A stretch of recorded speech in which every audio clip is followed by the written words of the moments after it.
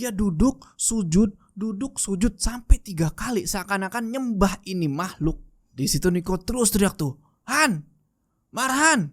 Dan gak lama si Marhan nengok nih ke belakang. Set.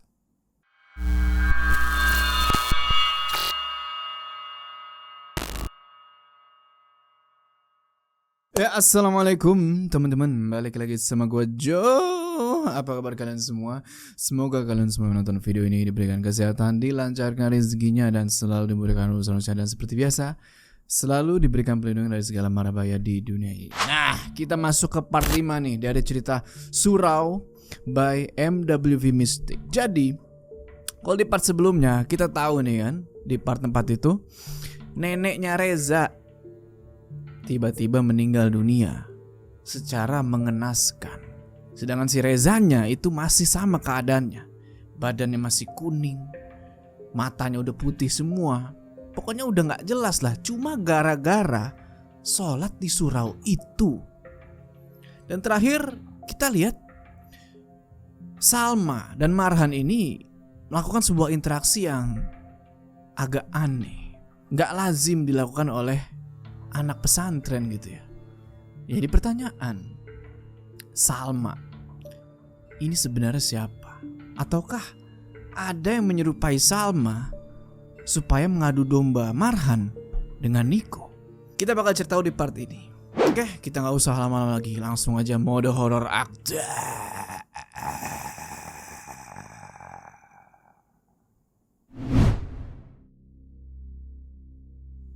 Menyingkirkan Niko. Iya Han, posisi Niko sudah bukan lagi pendukung buat kamu menyelesaikan tugas ayah. Tapi dia saingan kamu sekarang. Saingan untuk menarik perhatian bapak. Dan yang nantinya aku khawatirkan akan dipilih bapak. Aku tahu kamu bingung, apalagi dia sahabatmu. Tapi semua ada batasannya. Dan bukan hal yang tabu lagi. Persahabatan itu rusak karena cinta. Saya butuh waktu. Saya tahu Niko, dia seharusnya tidak begitu, Mah. Ya sudah, kalau kamu masih ingin seperti itu, jangan salahkan aku. Kalau nanti apa yang kamu takutkan akan benar-benar kejadian. Dari situ Salma cara ngomongnya udah aneh. Tiba-tiba mendadak jadi dingin, nggak kayak biasanya. Dan di situ Marhan cuma bisa diem. Dia bingung loh. Salma balik badan. Dia pergi tuh dari surau, nggak pakai salam sama sekali. Aneh kan? Biasanya Salma ini kan selalu assalamualaikum. Ini main pergi gitu aja. Tapi di situ Marhan nggak curiga. Dia mikirnya ini Salma kesel atas jawaban dia tadi. Makanya dia main pergi gitu aja. Kecewa lah gitu kan. Cuman soal Niko, Marhan ngerasa mustahil kalau sahabat dia itu bakal ngelakuin hal seperti itu. Habis si Salma pergi, Marhan buka tuh nasi sama lauk yang dibawain Salma. Dia makan tuh kan, gak tahu kenapa kok selama makan ini makanan rasanya hambar. Makan sambil pikiran tuh campur aduk. Di sisi lain dia gak mau kehilangan Salma. Dan di sisi lain juga dia yakin nih kalau Niko bukan kayak orang yang Salma bilang gitu loh. Gak mungkin dia bakal nikung Marhan. Singkat cerita, kelar makan si Marhan azan Isya nih. Habis azan, qomat, sholat tuh sendirian. Makanan yang biasa dianterin sama Salma tadi itu nunjukin kalau Datua Kayo lagi gak ada di rumah. Jadi ya dia gak perlu nunggu Datua datang nih buat sholat jamaah di situ. Nah, setelah semuanya selesai, dia masuk tuh ke dalam gudang atau kamar. Terus tiduran. Nah, pas lagi tiduran kayak gitu, tiba-tiba HP itu getar. Zzz, zzz. Pas dilihat sama Marhan, ternyata itu SMS dari Niko. Yang isinya dia nanyain, gimana? Aman gak? Dibales sama si Marhan kan, aman, alhamdulillah. Selesai ngebales, dia taruh tuh HP di pinggir kasur. Udah tuh, lanjut lagi bengong sambil ngeliatin langit-langit kamar. Jujur aja ya, omongan Salma tadi itu ngebuat Marhan bener-bener tertekan. Dia sama sekali gak tahu nih mana yang bener. Apakah harus percaya sama Salma atau harus tetap mikir positif ke Niko. Bingung. Sampai-sampai kebiasaan baca buku yang selalu dilakuin sama Marhan setiap malam itu gak dilakuin sama dia. Karena dia mikirin nih, sibuk mikirin skenario apa yang bakal dia lakuin ke depannya buat nyelesain masalah-masalah itu. Dalam hati dia bilang kan, ya Allah, ini mesti gimana? Marhan terus ngeliat nih ke jam di HP-nya dia kan, dan gak terasa itu udah jam 1 dini hari. Karena bisa dibilang udah masuk waktu buat sholat malam, Marhan milih buat sholat tuh di situ. Dia berharap dengan dia sholat malam ini, dia bakal dikasih petunjuk nih sama Allah buat nyelesain masalah dia. Singkat cerita, pergilah dia ngambil wudhu. Kelar ambil wudhu, balik lagi ke surau, dan mulailah sholat. Dia berdiri. Posisi dia sholat itu ya, dia berdiri di saf kelima sendirian. Sengaja tuh dia kerasin tuh suara bacaan sholatnya. Nah selama dia baca-baca dan coba menghayati apa yang dia baca pas sholat itu kan, gak tahu kenapa ya, dia ini ngerasa sulit khusyuk bisa dibilang. Yang ada di pikiran dia sekarang itu cuma Salma dan Niko. Yaitu pertama adalah gimana caranya ngedapetin Salma, dan yang kedua adalah gimana caranya menghentikan dominasi Niko tanpa harus menyingkirkan dia. Dan yang paling ditakutin di pikirannya Marhan itu adalah Marhan nantinya bakal jadi tamu undangan nih. Sementara Niko sama Salma ada di pelaminan. Wah pokoknya sholat yang ada di kepala tuh Salma Niko, muter-muter aja di kepalanya. Susah buat khusyuk. Bacaan Quran dia jadi kacau tuh. Tajwidnya, makhrajnya, pokoknya gak ada yang bener. Irama atau nada yang biasa dia lantunin enak tuh pas lagi ngaji atau sholat, itu ngedadak jadi kacau. Nah terus Marhan buat konsentrasi lagi, dia mutusin buat merem. Cuma pas merem ini ya, itu bukannya konsen, malah balik lagi ke momen-momen tadi pas dia lagi berduaan sama Salma. Tapi ya meskipun pikiran dia udah kemana-mana, dia tetap lanjutin sholat malam. Lanjut sholat. Nah pas lagi fokus-fokusnya baca surat Ar-Rahman nih ayat terakhir, tiba-tiba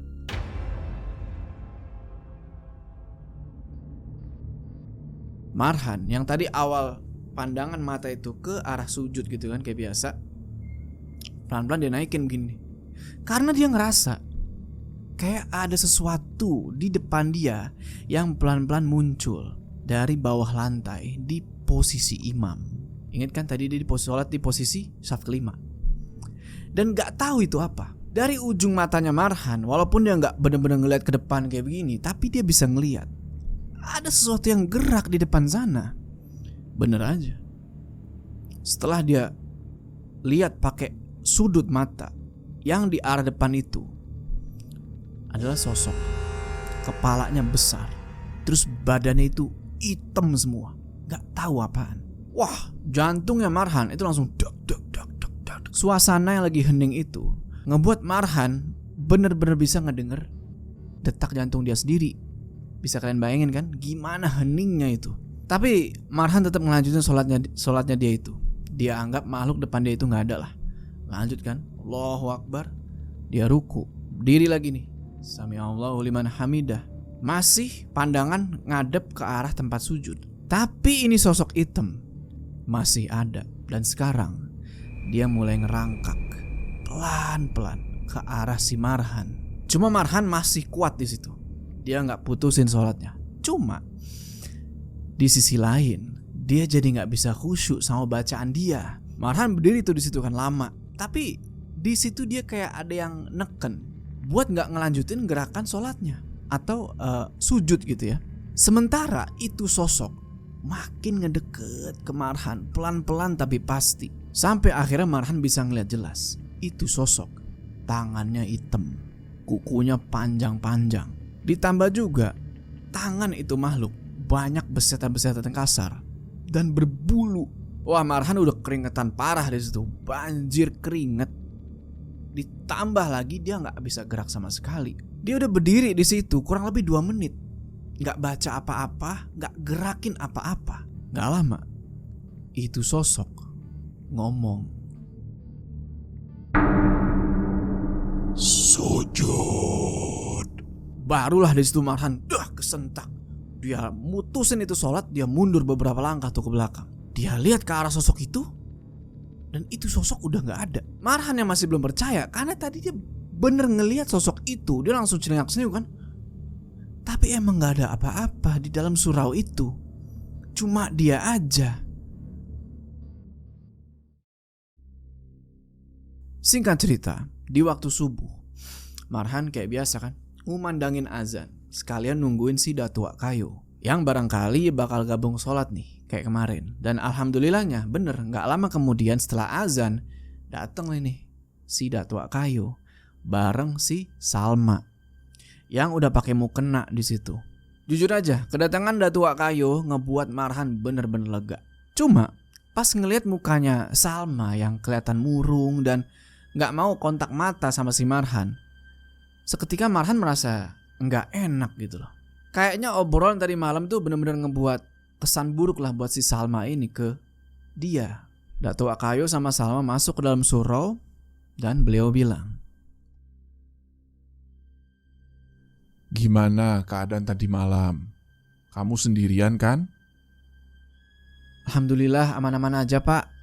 Sepertinya benar kata bapak, butuh penyesuaian saja sampai penghuni di sini berkurang gangguannya." "Wah, alhamdulillah. Bapak kira karena kamu sendiri akan makin kacau. Kamu tidur di dalam atau ada ibadah tadi?" "Alhamdulillah pak, saya sempat tahajud. Jujur aja, deg-degan juga, tapi ternyata gak ada apa-apa. Ini bisa jadi pembuktian surau ini tidak terkutuk sebenarnya pak. Atau memang ruqyah yang saya lakukan berhasil." Iya, bagus. Hal yang seperti ini yang kita harapkan." Habis ngomong gitu, datua kayu komat dan Salma ada di saf belakang tuh, siap-siap buat ikut sholat jamaah. Salma emang gak sholat di bagian khusus perempuan tuh, karena ya emang cuma mereka bertiga aja. Dan juga kan datua kayu bapak kandungnya dia sendiri, ya udah biarin aja lah kan. Udah tuh sholat subuh mereka bertiga dan Marhan jadi imam. Sholat subuh waktu itu gak ada keanehan apa-apa. Dan pas pagi harinya Marhan bersih-bersih nih di surau sendirian. Gak lama, pas lagi ngerjain itu, datua kayu sama Salma datang lagi nih buat bawain makan siang. Marhan yang masih dalam keadaan megang kemoceng sama sapu itu gak siap nerima kedatangan datua. Dia bilang, "Waduh maaf pak, ini masih bersih-bersih." Datua kayu bilang, "Udah gak apa-apa, rajin banget kamu pagi-pagi udah bersih-bersih." Ya udah kan. Tapi di situ Marhan ngomong sambil matanya itu terus aja ngelihat ke arah Salma, yang dimana Salma ini lagi ngebukain nasi bungkus yang dibawa sama dia tadi buat nanti dimakan bareng. Nah di sini Salma sama sekali nggak senyum atau ngelihat ke arah Marhan, nggak kayak biasanya di situ. Cuma emang dasar si Marhan ini bukan orang yang pinter nyari topik gitu ya. Pas lagi makan bareng jadi canggung. Dia diem, nggak mau buka pembicaraan. Ya kalau kita lihat di sini ya benar-benar beda lah sifat Marhan sama Niko. Kalau Niko itu lebih lebih bacot lah bisa dibilang ya, dan lebih rame lah orangnya. Jadi nggak bakal kehabisan topik ngobrol gitu. Nah karena sunyi gitu kan makan tapi diam-diaman, akhirnya datua buka pertanyaan nih, nanyain si Niko kapan balik ke sini. Sepi juga nggak ada dia ya, hehehe. Bah, di sini awal mulanya. Ngedenger datua kayu nyebut itu namanya Niko, apalagi sampai disebut sepi ya nggak ada Niko di sini. Jujur aja, itu ngebuat Marhan agak cemburu. Pikir Marhan waktu itu, kenapa sih mesti ngomongin Niko? Kan lagi ada gua di sini loh. Marhan jawab, "Sore katanya pak." "Ada acara apa ya dia di sana?" "Kurang tahu pak." "Oh iya pak, nanti saya di Mesir akan ambil jurusan ilmu hadis. Kira-kira nanti saya lulus, bagusnya dakwah di mana ya?" "Ilmu hadis? Bagus itu. Harusnya jadi pendakwah bebas saja kali ya, yang pelesiran ke daerah-daerah, dan mungkin bikin majelis sendiri. Itu untuk kapasitas lulusan Mesir. Harusnya begitu." "Iya pak, saya juga mikirnya kayak gitu." "Tapi kalau nggak salah, Niko maunya jadi guru ngaji. yang ngajar di surau-surau ya. Itu anak emang pikirannya sederhana, Bapak lihat. Gak muluk-muluk tapi bagus. Bapak kalau punya anak laki-laki mungkin ingin jadi seperti itu juga. Nah di situ Marhan dalam hati dia agak jujur aja nih, agak dongkol gitu ya. Ini ngapa jadi selalu ngebandingin gua sama Niko gitu. Kenapa sih semuanya mesti Niko gitu. Ternyata ini yang disebutin Salma gitu ya. Niko lebih sering disebut di rumah daripada si Marhan. Terus Marhan jawab kan, iya pak kayaknya begitu. Niko ini pengen jadi guru ngaji. Topik yang dia udah siapin sebenarnya buat ngehindarin supaya gak ngebahas Niko gitu ya, malah jadi bumerang buat dia. Niko malah dapat pujian langsung dari mulutnya Datuk Kayu. Marhan denger sendiri. Dan abis dari situ ya Marhan udah males lah buat ngebahas apapun, karena selalu aja ada nama Niko terus. Begitu juga Salma nih, yang dari awal itu cuma diem aja. Dan kalau jawab pun itu cuma seperlunya. Itu pun juga cuma bahasan seputar makanan. Singkat cerita, setelah sholat zuhur berjamaah, Datuk Kayu sama Salma pulang nih. Meskipun Datuk Kayu itu masih tetap ramah sama Marhan gitu ya, sama kayak sebelumnya. Tapi semenjak Marhan tahu apa yang Salma sebutin malam itu, dia ngerasa nih kalau keramahan Datuk Kayu itu lebih ke Niko sih daripada si Marhan. Marhan udah ngerasa kalau Salma ini ngomong jujur kemarin, dan tugasnya sekarang adalah itu nanyain ke Niko apa yang sebenarnya dia rasain ke si Salma. Tapi ya dia nggak bisa langsung nanya dong. Marhan harus ngebuat Niko ini ngaku atau bakal ngebantah di situ.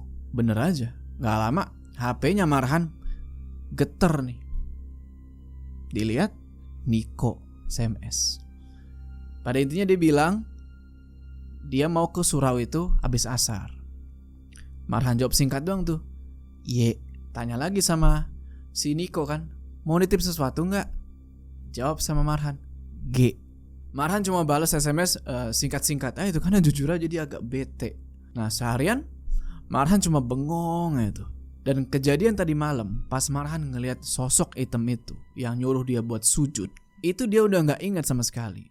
Yang ada di pikiran dia masih tetap Salma, dan Salma. Singkat cerita, masuk waktu asar nih, Datuk Kayu datang lagi nih sama si Salma ke surau itu buat sholat jamaah. Dan mereka berdua juga datang bawa kotak-kotak makanan buat si Marhan dan Niko di situ. Setelah sholat asar, mereka ngobrol-ngobrol nih sebentar. Sekalian mereka mulai nih makan sore bareng-bareng. Dan Marhan perhatiin Salma di situ masih sama kayak tadi pagi. Sama sekali nggak mau ada kontak mata nih sama si Marhan. Meski beberapa kali Marhan ini nyoba buat curi-curi pandang ke dia. Pas Salma lagi ngebuka kotak-kotak nasi, dia liatin itu. Nah nggak lama kedengeran suara motor datang, berhenti di depan surau. Suara khas knalpot RX King, lo tau kan, treng gitu kan. Siapa lagi kalau bukan Niko. Niko parkirin itu motor, dia turun dan salam. Assalamualaikum. Waalaikumsalam. Wah, pas sekali datang waktu lagi makan-makan. Wah, kayaknya emang saya datang karena wangi masakan Salma ini. Wah, bisa saja. Ayo makan dulu. Ini memang kami bawa porsi untuk 4 orang. Nggak pakai lama, Niko langsung duduk. Dan duduknya di samping Salma. Tempatnya emang kosong, karena awalnya Marhan sengaja duduk dekat Datuk Kayu supaya dia bisa ngobrol leluasa sama beliau. Nah disitu Niko bilang, Pak ini ada oleh-oleh sedikit. Niko ngomong gitu sambil narik kardus yang dia bawa tuh. Dia buka itu kardus dan dia keluarin cemilan ternyata isinya. Sama bubuk kopi tuh. Entahlah mungkin bubuk kopi khas kampungnya dia kali. Sontak karena ngecium aroma bubuk kopi yang Niko bawa. Wah itu ngebuat Datuk Kayu jadi semangat. Dia bilang, wah kopi enak ini. Dari aromanya sudah ketahuan. Ini kopi yang biasa ayah saya minum di rumah. Teman ayah yang kerja di Kalimantan sering kirim rutin. Kemarin sengaja dilebihkan buat oleh-oleh Pak Datuk. Nanti kalau Pak Datuk suka, saya bawain lagi. Tenang aja. Wah, ditawarin kayak gitu seneng banget dong Datuk Akayu. Karena jujur aja sebenarnya Datuk Akayu ini adalah pecinta kopi berat yang nggak bisa nih aktivitas nggak minum kopi dulu tuh nggak bisa. Habis itu Niko ini ngomong lagi, nih ada juga titipan buat Salma dan bapak juga. Keluarin lagi tuh sama Niko dari dalam kardus. Ada beberapa sambal dan lauk dibungkus pakai plastik transparan. Ada rendang, ada sambal goreng ati, ada ayam goreng. Enak banget lah kelihatannya kan. Di sini Marhan udah merengut ya. Salma bilang ke Niko, makasih ya Nik. Sama-sama Salma. Ini buat dimakan di rumah ya. Buat saya sama Marhan udah ada sendiri kok. Jangan dibawa ke sini lagi. Wah, terima kasih banyak Niko. Salam ya untuk ibu dan ayah di rumah. Sama-sama Pak. Insya Allah nanti disampaikan. Udah tuh makan bareng mereka semua kan. Dan semenjak Niko datang, itu yang tadinya sepi, omongan canggung nggak ada. Obrolan jadi seru di situ. Tapi cuma ada satu orang nih yang dari tadi mukanya ditekuk kayak gitu kan, sama sekali nggak ikut di obrolan itu. Ya siapa lagi kalau bukan Marhan. Kedekatan Niko sama Datuk Akayu itu jujur aja ngebuat Marhan dalam hatinya itu panas. Dia ngerasa semua candaan, obrolan, perhatian-perhatian yang Niko lakuin itu buat ngerebut perhatiannya si Datuk Akayu. Dan sekarang ngelihat Niko yang ketawa-ketawa, senyum-senyum, itu ngebuat Marhan kesel bukan main. Seakan-akan secara gak langsung Niko ini lagi ngomong, nih lo lihat, Datuk Akayu lebih suka nih sama gua, lebih tahu lah gimana cara yang ngadepin Datuk Akayu ini, bisa dibilang. Nah mungkin karena ngelihat si Marhan yang mukanya ditekuk kayak dari tadi kan, Niko panggil lah, woi Ro. Marhan kesentak kan, ya apaan gitu kan. Niko nanya, kenapa bengong begitu, lagi mikirin apa? Tapi Marhan itu jawab, enggak ada apa-apa. Di sini Niko bilang, saking enaknya makanan Salma ya, sampai kamu bengong-bengong begitu. Di situ Datuk Akayu ketawa. Tapi Marhan mukanya masih sama. Singkat cerita, setelah makan bareng itu selesai, Datuk Akayu sama Salma izin pulang. Karena ya ada aktivitas lain yang mereka mesti lakuin. Datuk Akayu juga ngasih tahu kalau nanti pas sholat Isya mereka bakal datang lagi buat sholat jamaah. Pas Datuk pergi, Niko itu masih ceria dan jahil kayak biasanya di situ. Dia tanya nih ke si Marhan, gimana Ro tadi malam? Diganggu lagi nggak? Nggak, udah gak ada masalah. Wah hebat, saya kirain tambah parah karena kamu sendirian. Biasa aja kok. Baguslah kalau gitu. Nick, kenapa? Apa pikiranmu tentang Salma? Maksudnya? Ya, menurutmu Salma itu perempuan yang gimana? Salma ya gimana ya? Sama yang kayak kamu lihat. Baik, sopan, cantik, masakannya juga enak. Kenapa? Kamu tiba-tiba ragu sama dia? Enggak. Saya cuma mau tahu tanggapan orang lain tentang dia saja. Oh, ya gitulah. Cocok lah untuk jadi istri. Iya. Kalau gitu, kenapa kamu gak menikah sama dia? Lah, kamu gimana? Kan yang ngincar Salma itu kamu. Kok malah nyuruh saya nikah? Ru. Marhan gak ngelanjutin itu obrolan lagi. Dia langsung nyari kegiatan lain tuh.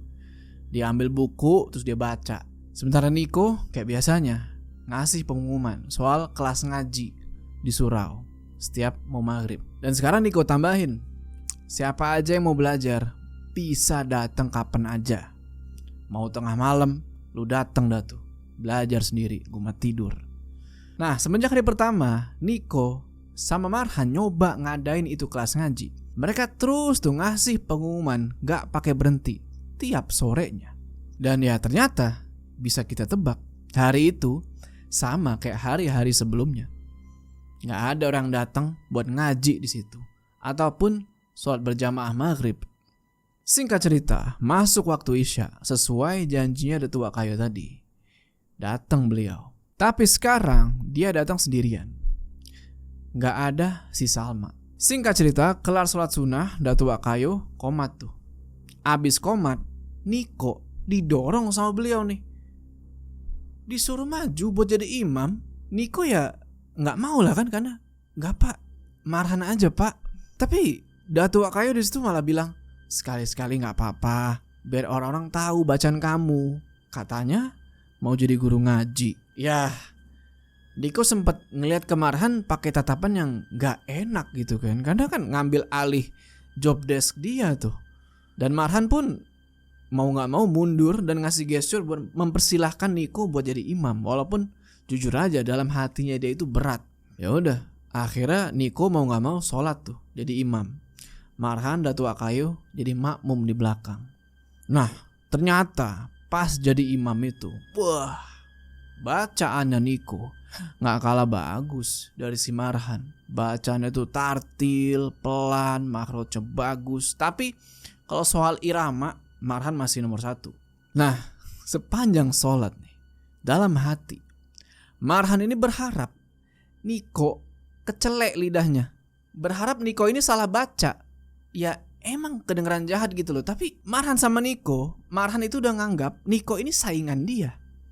Dia gak mau kalau Niko ini jadi lebih baik daripada dia di matanya Datuk Kayo. Tapi ternyata sampai itu sholat selesai, gak ada salah sedikit pun. Habis salam tuh, assalamualaikum, wassalamualaikum, Datuk Kayo senyum lebar. Dia langsung ngejabat tangannya Niko dan bilang, bagus loh bacaan kamu Nik, bisa ganti-gantian nanti sama Marhan buat jadi imamnya. Tapi lagi-lagi Niko di situ berusaha buat merendah lah, nggak enak sama si Marhan. Dia bilang, ya masih jauh pak, kalau sama Marhan. Udah selesai sholat jamaah, Datuk Kayo pulang tuh. Marhan sama Niko langsung pergi ke gudang buat istirahat. Nah, di sini Niko sebenarnya sadar gitu ya. Semenjak dia pulang sore itu, Marhan ini jadi lebih banyak diem. Cuma ya Niko gak mikir yang aneh-aneh. Mungkin Marhan ini lagi banyak pikiran gitu kan. Jam 2 dini hari, Niko kebangun. Pengen tidur lagi, tapi gak bisa. Akhirnya dia coba bangunin Marhan nih, ngajak dia buat sholat tahajud bareng. Bangun kan, Ruk, ayo bangun sholat malam. Tapi di situ Marhan yang mengagetkan. Dia bilang, kamu aja, saya lagi gak pengen. Ya Niko gak bisa maksa dong. Ya udah, dia pergi tuh ke tempat wudhu buat ambil wudhu kan. Tapi pas sampai di tempat wudhu, ternyata si Marhan itu nyusul. Kayak ya gimana ya, bangun tapi dipaksain matanya merah tuh. Ngelihat itu si Niko bilang, nah gini dong. Tapi anehnya si Marhan ini gak ngejawab sama sekali. Kelar wudhu, mereka berdua langsung sholat tahajud berjamaah. Dan si Marhan yang jadi imam sekarang. Cuma gak tahu kenapa bacaannya si Marhan ini kacau. Beberapa kali Marhan ini lupa ayat. Sampai-sampai Niko ini mesti ngebantuin gitu loh, mesti bantu ngebenerin. Dalam hati, tumben, mungkin karena masih ngantuk aja kali. Masuk ke rakaat kedua nih, Marhan lagi-lagi ngelakuin kesalahan dalam baca ayat. Lagi-lagi Niko mesti koreksi. Dan yang lebih janggal lagi, lama-kelamaan Marhan tuh suaranya jadi kecil, jadi pelan. Sampai kedengeran kayak suara orang asma. Gimana suara orang asma? Kayak sampai akhirnya Marhan ruku kan ya. Allahu Akbar. Niko ikutin dari belakang, Allahu Akbar. Sami Allahu liman hamidah. Niko pun begitu, Sami Allah. Nah, pas Sami Allah ini set gini kan. Di situ Niko kaget bukannya. Karena dia ini ngeliat udah ada sepasang kaki ngeganti di depannya si Marhan. Marhan cuma diem tuh.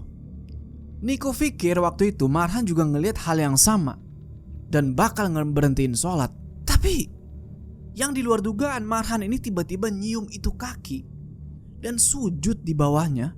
Sontak si Niko mutusin buat ngebatalin sholat dan langsung mundur tuh, beberangkah ke belakang karena ini udah gak beres. Dia teriak, woi Ruk. Dan sekarang Niko lihat jelas itu sosok gak tahu pria atau wanita. Yang Niko lihat itu badannya hitam legam. Bentuk tubuhnya itu gak simetris. Perutnya itu buncit, mungkin kayak hamil gitu ya. Niko teriak lagi, "Ruk, itu lihat di depan kamu." Marhan gak ngegubris. Dia duduk sujud sampai 3 kali seakan-akan nyembah ini makhluk. Di situ Niko terus teriak tuh, "Han, Marhan!" Dan gak lama si Marhan nengok nih ke belakang, set, ke arah dia gitu kan. Matanya itu kelihatan kosong dan mulutnya itu netesin air liur. Dan yang lebih di luar dugaan lagi, Marhan bilang ke Niko, "Nik, ayo sembah dia." "Ruk, istighfar." "Nik, lihat, dia bisa mengabulkan keinginan kita. Ayo sembah dia." "Ruk, ingat Allah, Tuhan kita itu Allah." Niko terus tuh ngebentak ke arah si Marhan, karena jujur aja cuma itu yang bisa dia lakuin sekarang, karena dia takut bukan main. Gak lama Marhan berhenti sujud dan dia berdiri nih, terus ngadep ke arah Niko pakai muka yang datar. Dan selang beberapa detik kemudian si Marhan ini senyum. Ludahnya, liurnya itu udah netes-netes, sudah kayak anjing. Dan habis itu si Marhan ini bilang, "Allah, Nik, mana Allah saat saya butuh? Mana Allah saat kita susah? Bagaimana bisa zat yang mengancam kamu dengan neraka itu kamu sembah, Nik?" "Allah selalu ada, Ruk. Allah selalu ada. Justru kita yang lupa dengannya. Kita yang gak sadar caranya buat bantu kita." "Ruk, sadar, Ruk. Berpikirlah lagi, siapa yang sebenarnya kamu sembah." Itu sosok melayang ke arah Niko dan Niko pingsan di situ.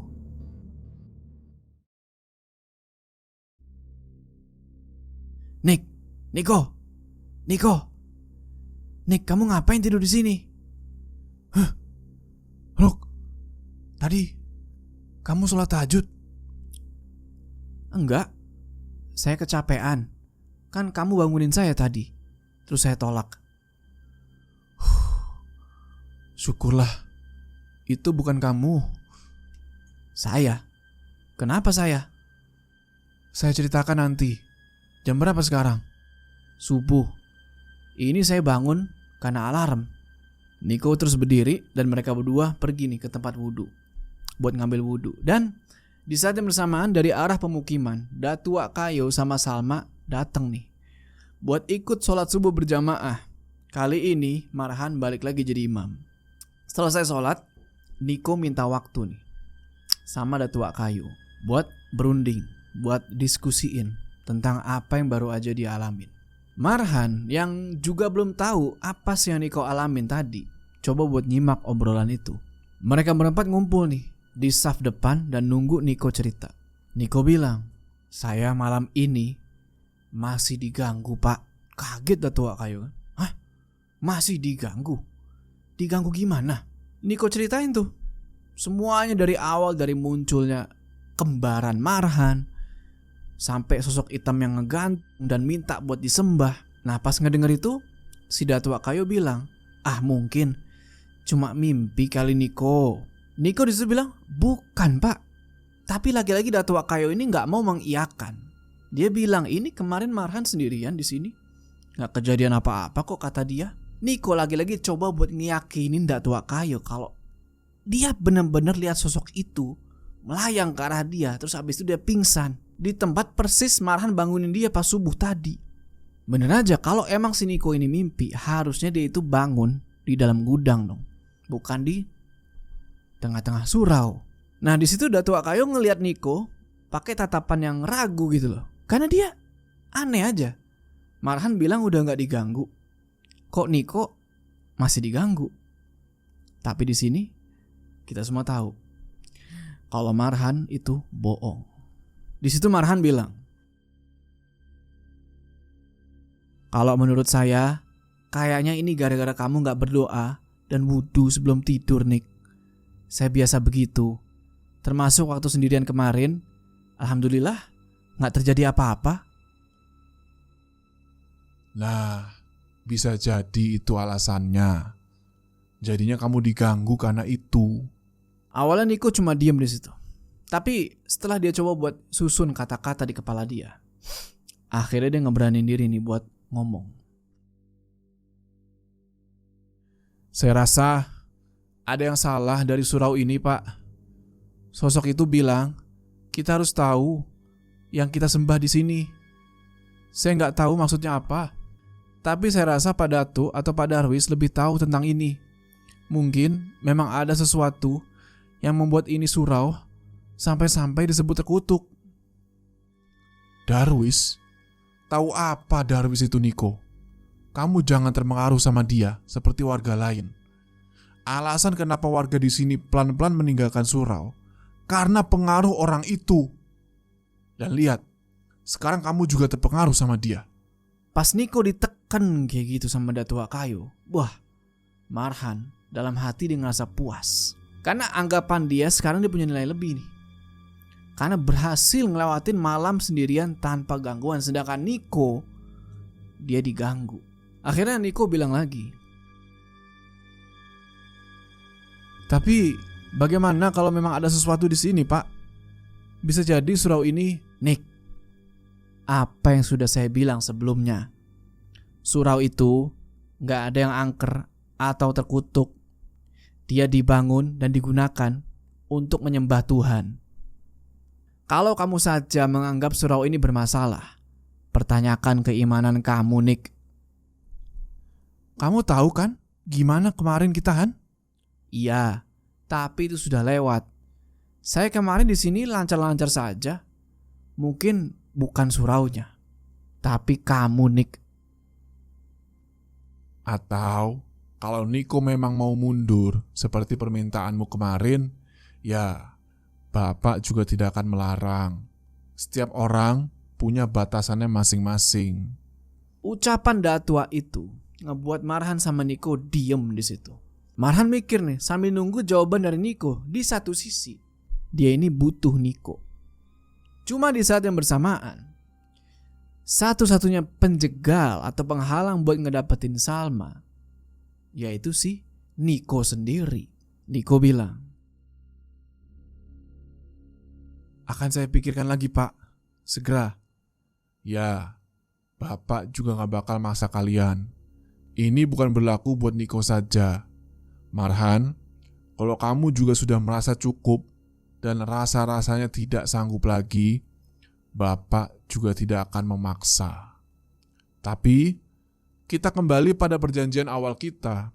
Beda antara menyerah dengan berusaha maksimal hingga akhir, atau dalam kondisi seperti ini, kita sepakat. Ini namanya menyerah.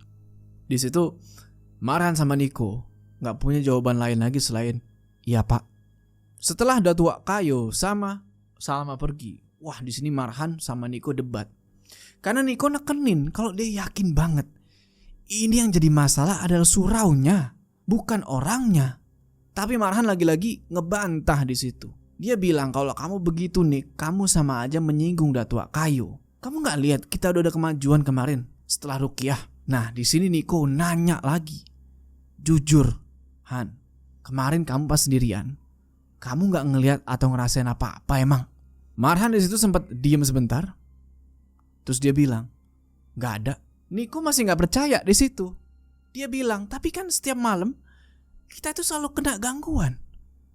Masa sih begitu saya nggak ada, kamu nggak diganggu lagi? Marhan jawab dengan santai, nggak tahu. Mungkin jinnya milih kali. Akhirnya Niko jawab kayak gini, gimana kalau kita mundur aja? Bilang kayak gitu dia ke Marhan. Kalau emang kamu berjodoh sama Salma, ntar pasti ketemu lagi kok. Tapi kita harus keluar dari sini karena surau ini bermasalah. Wah, pas Niko ngomong kayak gitu, Marhan mukanya berubah, jadi gak seneng. Ini udah ketiga kalinya Niko ngomong mau mundur. Padahal perjuangan mereka udah bisa dibilang udah lebih dari setengah jalan. Kalau sebelumnya Marhan ini masih bisa ngingetin Niko pakai nada suara yang baik-baik, sekarang dia udah ngerasa gak bisa lagi nih. Niko harus dikasih tegas. Marhan bilang, Nik, Bisa nggak kamu nggak bilang menyerah terus? Apa tujuanmu sebenarnya? Apa yang kamu takutin, Nick? Keselamatan iman dan ibadah kita, Ruk. Berapa kali kita diganggu waktu sholat malam? Berapa kali kita benar-benar sholat khusyuk dan berserah diri ke Allah? Kamu masih ingat itu? Saya bisa. Saya masih khusyuk dan fokus. Bukannya kamu yang selama ini tahajud bolong-bolong dan susah dibangunin? Kenapa gara-gara saya tadi malam gak tahajud, terus kamu seakan-akan bilang iman saya melemah? Bukan tahajud tadi malam yang saya katakan, tapi keseluruhan ibadah kita selama di sini. Berapa di antara sholat itu yang kamu tujukan sebagai ibadah kepada Allah, dan bukan untuk menarik orang-orang sholat sehingga kamu bisa dapat salma? Isi hati, niat serta tujuan seseorang adalah urusan Tuhan dan dicatat oleh malaikat. Kamu jangan mendahului tugas keduanya. Wah, di situ mereka cekcok besar tuh. Dan Marhan langsung pergi ninggalin Niko. Tangannya Marhan tuh udah ngepel tuh, pengen nonjok Niko, kesel gitu lah ya. Sementara Niko cuma berdiri diem aja tuh. Dari hati kecil Niko ini udah bener-bener pengen cabut. Habis itu Niko pergi keluar nih.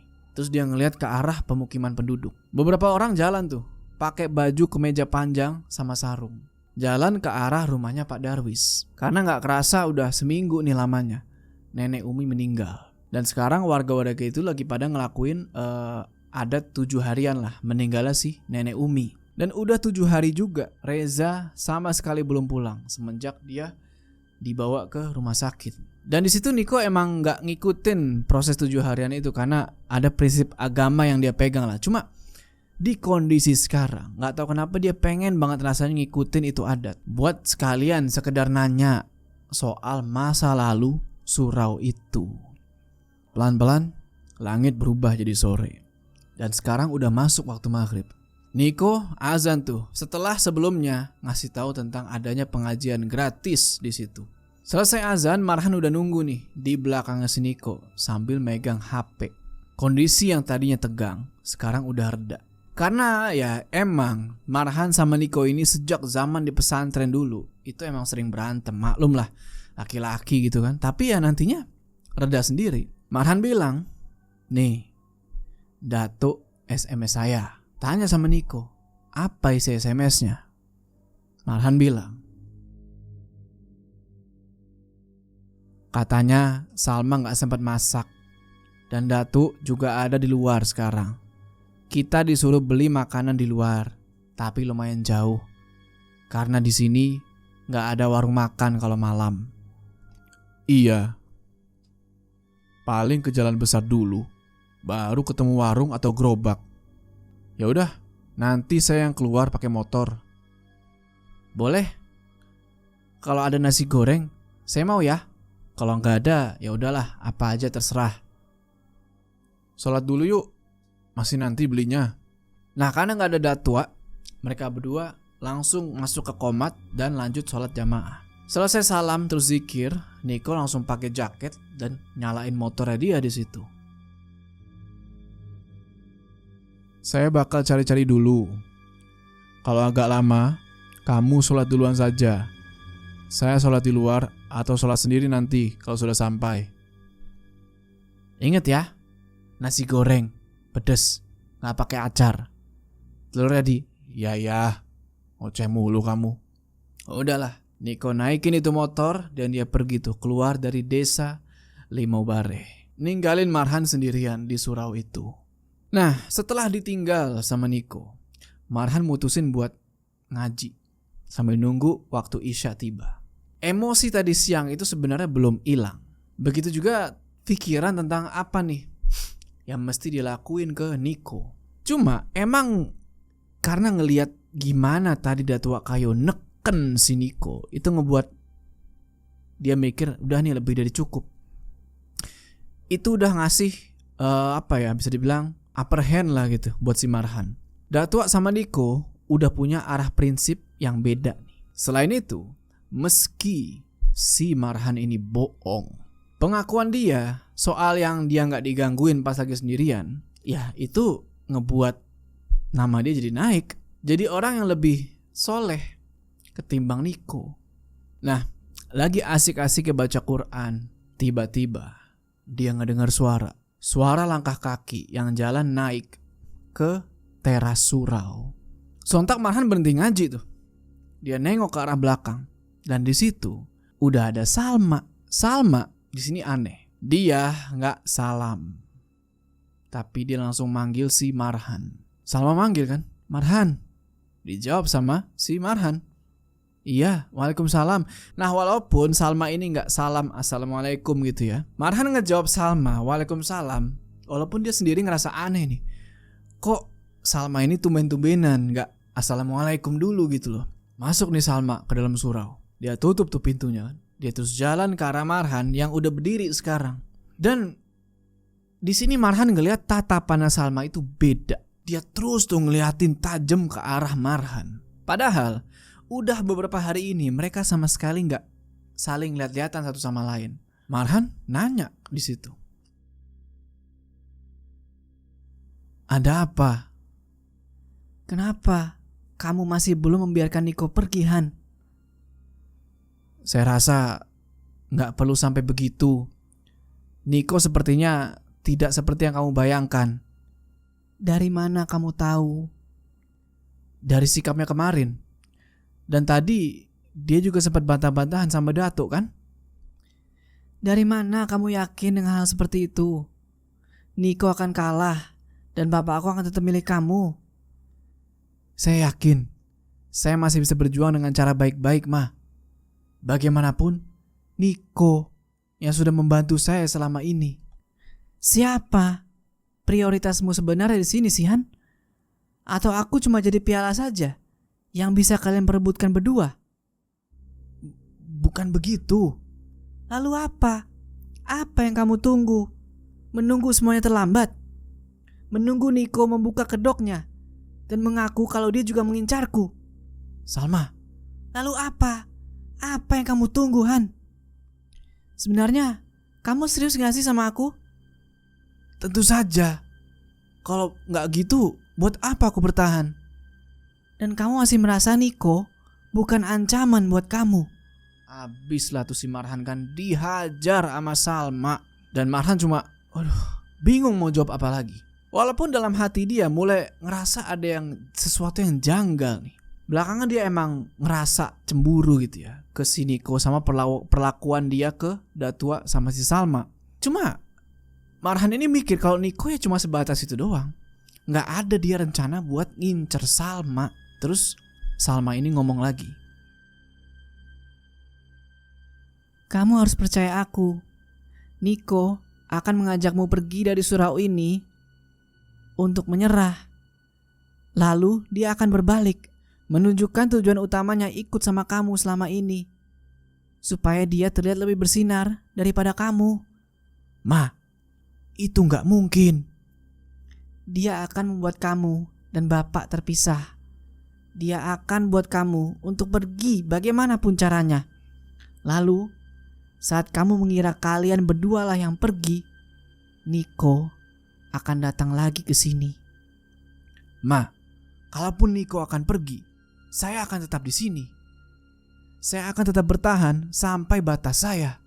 Setelah si Marhan ngomong kayak gitu, wah mereka berdua sempat diam-diaman nih beberapa menit. Setelah itu Salma jalan nih ke arah stop kontak lampu dan dia matiin semua lampu di surau itu. Satu surau jadi gelap gulita. Marhan cuma diam di situ. Nggak tahu nih ini Salma mau ngelakuin apa. Pelan-pelan Salma ngedeketin Marhan lagi di situ.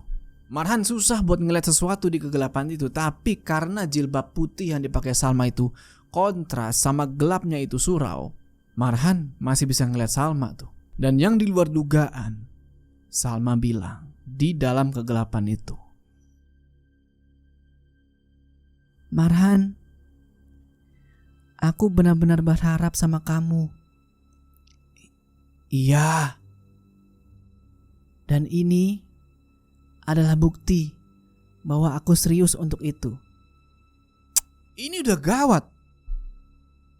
Dua anak pesantren doyan yang ngaji sholat ciuman di dalam surau. Gak tahu apa yang ada di pikirannya Salma, tiba-tiba dia nyium bibirnya Marhan. Gak cuma sampai di situ, Salma ini meluk pinggangnya Marhan dan dipeluk kenceng tuh. Sementara Marhan gak bisa ngelawan.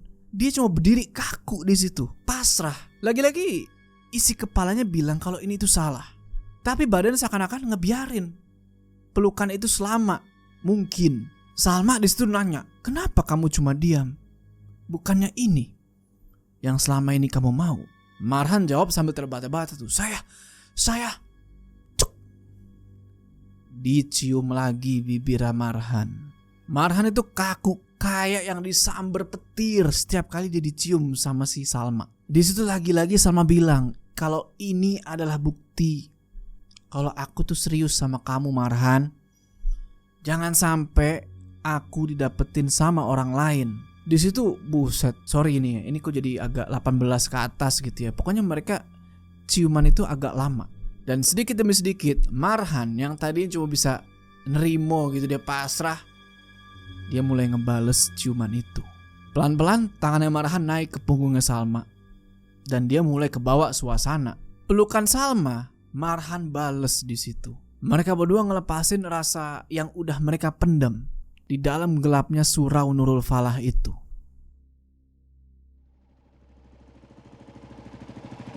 Ngedengar suara khas motor Niko. Wah, di situ Marhan panik. Karena ini suara motornya udah deket nih, dikit lagi mau nyampe. Dia tumben nih, baru sadar ketika motornya udah deket. Padahal biasanya motornya Niko ini udah kedengeran dari jarak yang lumayan jauh. Marhan langsung ngelepasin pelukan, dia bilang ke Salma kan, Salma, itu Niko. Salma langsung ngaku paham dan terakhir dia ngasih kecupan lumayan kenceng nih di leher Marhan, kasih cupang gitu ya. Dan udah pasti ya, kalian kalau yang ngerti, cupang itu kan ninggalin bekas. Nggak tahu nih apa yang terjadi kalau Niko sampai lihat. Di situ Salma langsung ngebenerin jilbabnya tuh yang udah acak-acakan. Dan sekarang motornya Niko udah ada di dekat jalan lurus dari arah masuk kampung. Lampu motornya dia itu udah mulai kelihatan dari jauh. Si Marhan bilang lagi ke Salma, Sal, cepet kamu lewat jendela aja ke arah lorong keranda biar nanti nggak kelihatan sama Niko. Salma nggak makin pikir panjang, langsung pergi tuh ke arah jendela yang ditunjuk sama Marhan. Sementara si Salma keluar, Marhan coba mikir, dia nyari-nyari alasan nih supaya Niko ini nggak curiga. Termasuk kenapa kok tiba-tiba suraunya itu jadi gelap. Cuma pas lagi pura-pura nyalain lampu si Marhan ya, dari arah luar kedengeran suara Niko teriak kaget, Salma, kamu ngapain di dalam? Salma yang harusnya jalan muter lewat belakang, dia malah ke arah teras depan surau. Ya ketemu sama si Niko. Dan Niko di situ ngelihat Salma, penampilannya nggak rapi, jilbabnya nggak rapi, bibirnya agak merah gitu ya. Marhan nggak nyangka kok Salma malah jadi ketahuan. Wah, di situ Marhan udah panik tuh, jantung dia berdebar-debar, bingung deh nih mau ngomong apa sama Niko kan. Gak lama si Niko teriak lagi, kamu habis ngapain Salma? Cuma Salma gak jawab apa-apa, dia langsung cepet-cepet tuh pergi ninggalin surau. Dan Niko pun gak sempet buat nyegah. Di saat yang bersamaan lampu surau itu nyala dan Marhan kelihatan ada di dalam tuh. Wah, Niko ngeliat Marhan langsung masuk tuh ke dalam sambil emosi. Sampai-sampai dia lupa bawa itu 2 porsi nasi goreng masih dia tinggalin tuh di stang motor. Langsung aja dia buka tuh, bak, pintu surau kan. Langsung dia interogasi itu si Marhan. Ruk, ngapain kamu sama Salma gelap-gelapan di dalam? Maksudnya apa Nik? Gak usah bohong ke saya. Saat saya datang, Salma baru keluar dari surau ini. Lampu mati dan hanya ada kamu di dalam. Saya gak ngapa-ngapain. Lampu tadi mati karena si keringnya mati. Salma juga tadi datang cuma buat kasih kabar kalau dia gak masak. Jangan bohong kamu ke saya, Ruk. Lihat mata saya kalau saya bicara. Astagfirullah. Ini apa? Ini apaan, Ruk? Jawab saya. Apa urusanmu sih, Nik? Apa urusan saya kamu bilang? Kamu, Ruk, ini urusanmu dengan Allah. Tapi saya di sini biar kamu sadar. Ini salah. Kenapa kamu berani-beraninya berbuat begini sama perempuan yang bukan mahram kamu? Dan ini di rumah ibadah. Brooke, jawab saya. Kenapa kamu lakukan itu? Urus saja urusanmu sendiri, Nick. Dosa-dosa saya. Kamu gak usah ikut campur. Kamu gak tahu apa-apa. Udah. Ini udah gak bener. Kita harus pergi. Kita harus pergi dari sini. Kita harus selamatkan iman kita sebelum semakin hilang dan bahaya, Rook. Kenapa saya harus ngikutin mental pengecutmu itu? Kenapa harus terus meminta saya menyerah? Siapa yang gagal sebenarnya? Kamu dengan motivasi guru ngajimu itu atau saya? Istighfar, Rook. Istighfar. Ayo, udah ini kelewatan. Kita beres-beres malam ini dan kita pergi ke rumah saya. Kamu akan semakin hancur jika berada di dekat wanita pujaanmu itu tanpa batasan. Kamu siapa sih sebenarnya, Nick? Kenapa jadi kamu yang atur-atur saya? Karena saya itu temanmu. Dan saya yang harus mengingatkanmu saat kamu sudah jatuh kayak sekarang. Cih, teman macam apa yang coba menikung temannya sendiri dari belakang, Nick? Apa maksudmu? Jangan belagak tolol. Saya sudah tahu dari Salma, kamu suka dia juga kan? Kamu juga cari perhatian dari Datua Kayo kan? Kamu ajak saya menyerah biar kamu bisa kembali dan bisa dapatkan dia kan? Demi Allah, Han, saya tidak pernah terpikirkan begitu. Gak usah bawa-bawa Allah untuk menutupi sifat licikmu itu, Nick. Wah, di situ Niko diam. Nafas sudah ngos-ngosan. Itu tamparan nggak seberapa sakit sebenarnya. Tapi yang benar-benar menampar Niko adalah dia masih nggak percaya nih. Marhan, juara pesantren, hafal Al-Quran, juara, pokoknya banyak juara-juara ibadah lah, dia bagus semua. Kok bisa dia melakukan itu? Niko terus bilang lagi ke Marhan,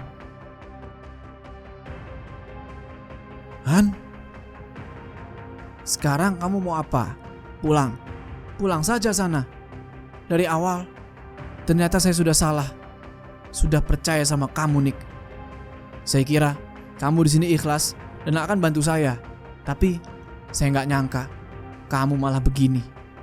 Kamu marah karena tadi saya sama Salma. Kamu cemburu. Kamu mau pisahin saya sama dia. Saya nggak setolok itu, Nick. Rook, ini benar kamu?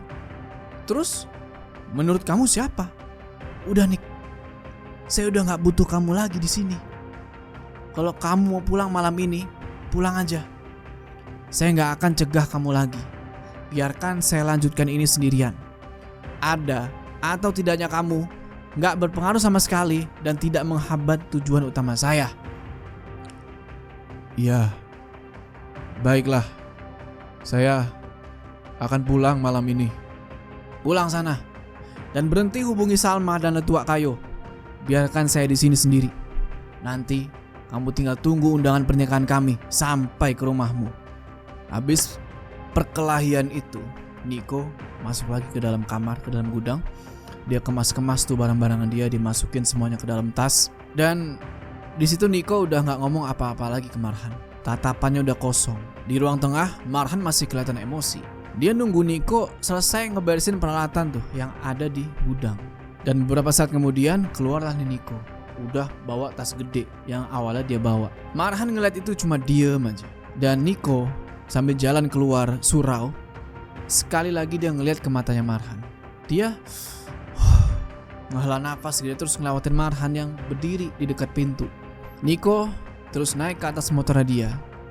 Dia nyalain itu motor. Cuma sebelum berangkat, dia balik lagi turun dan ngebawain kantong plastik yang isinya adalah nasi goreng. Dia bilang ke Marhan, ini titipan kamu. Marhan masih ketus jawabnya tuh kan. Ya, terima kasih. Udah tuh, Niko akhirnya pergi. Gak lupa dia ngucapin salam. Assalamualaikum. Marhan jawab, waalaikumsalam.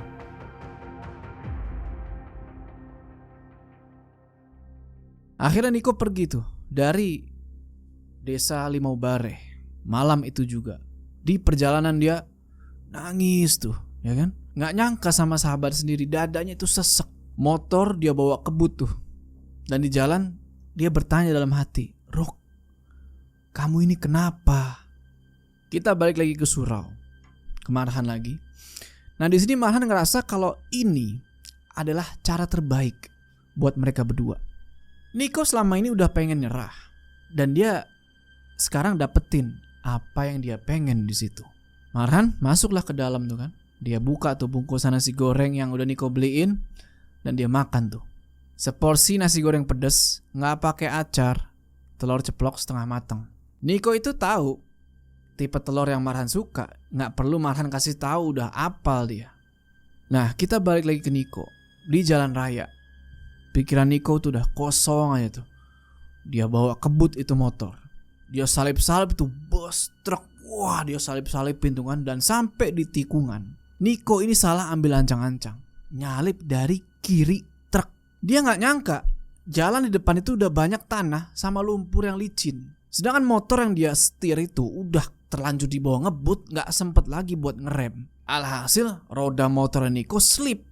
Dia jatuh tuh kebanting ke arah semak-semak di tepi jalan. Dan akibat benturan itu Niko gak sadarin diri.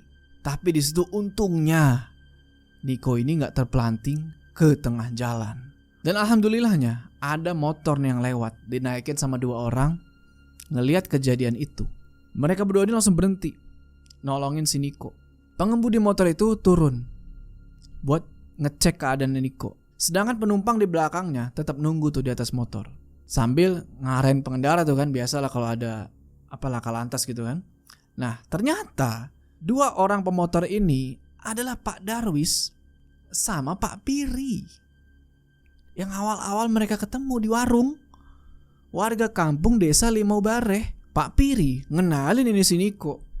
Lah ini bukannya anaknya jadi marbot gitu kan? Apa perlu kita tolong ini anak? Tapi Pak Darwis itu bilang, ayo kita bawa aja ke rumah sakit. Karena bukan dia yang membunuh ibu saya. Jadi Pak Darwis ini gak ada masalah sama Niko. Dia tuh ada masalah sama Marhan. Sementara kita flashback dulu nih. Ya ke yang pas Salma lari tuh dari surau kan. Setelah ke gap sama Niko. Jadi Salma itu lari ke arah pemukiman warga. Dan dia belok ke arah rimbunan hutan gelap yang gak ada cahaya sama sekali. Sosok Salma yang semula itu anggun cantik pelan-pelan berubah. Kulitnya jadi hitam, jari-jarinya panjang. Dan di tengah hutan itu berdiri juga seseorang yang udah nunggu kedatangan Salma dari tadi. Salma yang bentuknya sekarang udah bukan lagi kayak manusia, langsung meluk itu pria yang nungguin dia. Itu sosok pelan-pelan berubah lagi jadi wanita dewasa yang kulitnya pucat dan rambutnya panjang. Laki-laki itu bilang, "Gimana?" Sudah kulakukan. Pria itu sudah kehilangan rasa takutnya pada Tuhan. Dan aku sudah pastikan temannya itu melihat apa yang aku perbuat tadi di dalam surau. Berarti pengganggu itu akan segera pergi. Iya, pria itu pasti akan memilih Salma. Dan sekarang kamu bisa memfokuskan target kita pada pria alim itu udah. Dialah orangnya. Bagus. Sedikit lagi dan kita bisa bersama lagi untuk selamanya, sayang. Oke teman-teman, itulah part 5 dari cerita surau ini. Mulai terjadi konflik-konflik yang parah sampai akhirnya Niko dan Marhan harus berpisah. Jadi pertanyaan, sanggupkah Marhan sendirian di surau itu tanpa sahabatnya? Dan siapa sih pelaku sebenarnya dari terkutuknya surau ini? Tonton di part selanjutnya. Oke, sebelum kita berpisah jangan lupa kalian like video ini, dan bagi yang belum subscribe, ayo subscribe sekarang ke channel ini supaya kalian gak ketinggalan part selanjutnya dari cerita ini. Gua Joe, sampai ketemu di part selanjutnya.